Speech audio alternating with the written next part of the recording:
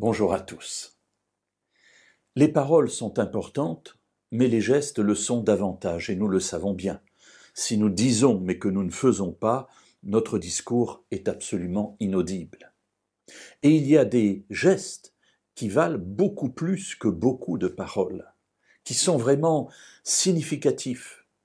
Et un jour, Jésus en a fait un qui a énormément compté et qui nous est rapporté dans l'Évangile selon Luc au chapitre 5 et dans une histoire qui débute à partir du verset 12.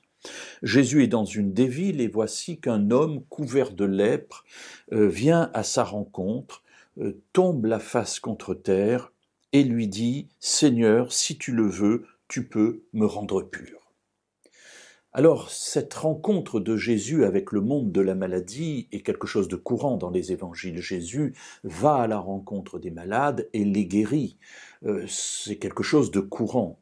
Et puis voilà qu'ici nous nous trouvons devant un lépreux. Et le lépreux a ceci de particulier qu'en plus d'être malade, il est mis au banc de la société, c'est-à-dire qu'il ne peut même pas vivre chez lui, mais il vit en dehors de la ville avec les autres lépreux. Il ne peut pas aller au temple, il ne peut pas aller faire ses courses lui-même, il ne peut strictement rien faire que d'être assis là à attendre qu'on leur donne à manger, j'allais dire qu'on leur jette à manger. Le lépreux fait peur. Il y a là une sorte de malédiction venant de Dieu, selon ce que les personnes comprennent à l'époque. Et voilà, ils sont là, très marginalisés par la société de l'époque. Et cet homme s'approche de Jésus. Il lui dit, voilà, écoute, j'ai écouté ce que tu as dit, j'ai entendu parler de toi, je t'ai regardé peut-être de loin, et je sais que si tu le veux, tu peux me rendre pur.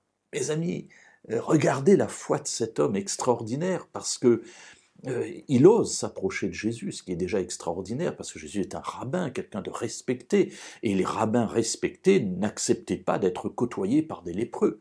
Mais il sait que Jésus, lui, est capable de le recevoir. Et il lui dit, voilà, si tu le veux, tu peux me rendre pur. Que fait Jésus?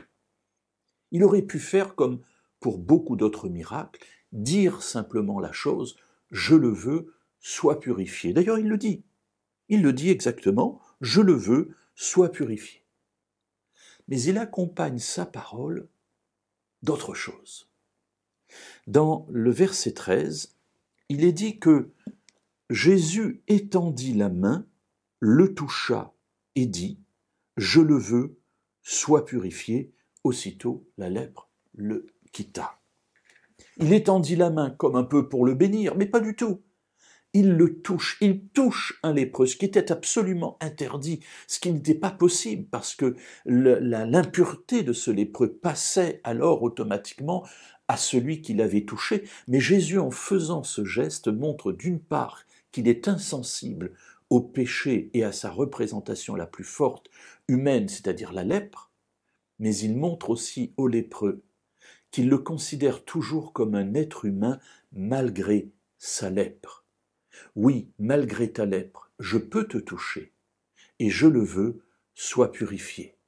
Alors mes amis, lorsque nous rencontrons des gens, j'allais dire infréquentables selon nos normes à nous, n'oublions jamais cette attitude de Jésus qui va vers celui qui est infréquentable et qui non seulement le fréquente mais le touche pour le faire passer de la mort à la vie.